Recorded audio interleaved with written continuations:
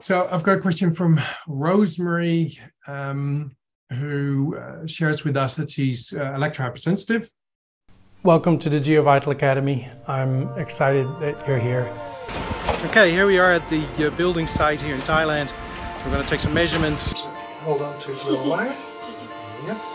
There's this concept of electronic pollution. I mean, we've been doing this for 35 years, but we're getting more and more involved in the shielding of entire homes.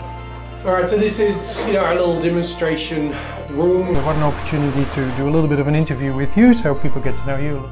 Okay, great. Thank you for coming to EMFQ&A, where we give you an opportunity to sort of connect with us and ask any a lot of questions in relation to existing homes.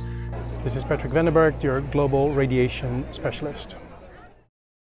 What I would recommend you do is that, and I know, when being electrohypersensitive, it's tough to deal with that and tough to work through it and deal with it. If you haven't already, you should get an assessment done by somebody who can investigate your house and assess your body for what you're actually absorbing. That goes for electric fields, radio frequency radiation. Most consultants out there have meters that measure the air, and we moved away from that a long time ago. It's far more interesting to assess the body.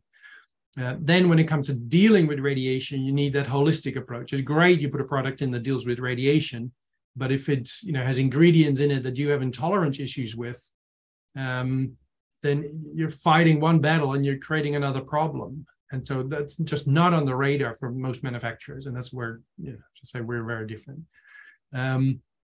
Get the assessment first, get the facts on paper. And then you've got a strategy, as in, then there's, well, what are my problems? What am I trying to fix? Sometimes you can't fix everything in one go, right? Sometimes you need to save up for things.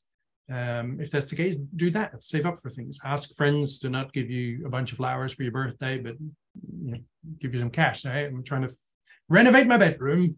If you want to come to my birthday and give me something, I know chocolates and little ornament is lovely, but this year I could really help. I'm really trying to renovate this bedroom, so some cash would be great. Things like that. And I've had families where they get the T98 shielding paint and they do one coat, and they left it like that, pitch black. No coat over the top. They just did one coat. That already made them feel better, but they wanted 3 coats. And so 3-4 months later or something, then they bought the next bucket, and then the second coat went on. And so they staged it. So I would argue that gives you the biggest bang for your buck in terms of trying to create that sleeping environment. Because if anything we've learned with electrohypersensitivity, again, as always, bedroom is key. It often brings a reduction in symptoms, but you may very well never really be free of it. As in, if you leave the house, you go out, you go on a holiday, you stay in an average hotel with Wi-Fi and all that sort of stuff.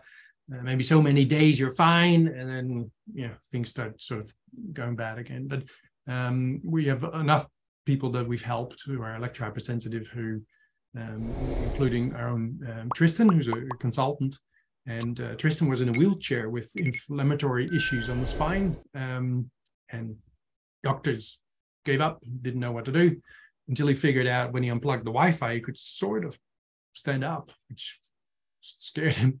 And that set him onto this whole path. And Tristan hasn't been in a wheelchair for years now, and he's a consultant now. He travels and helps other people in problem houses.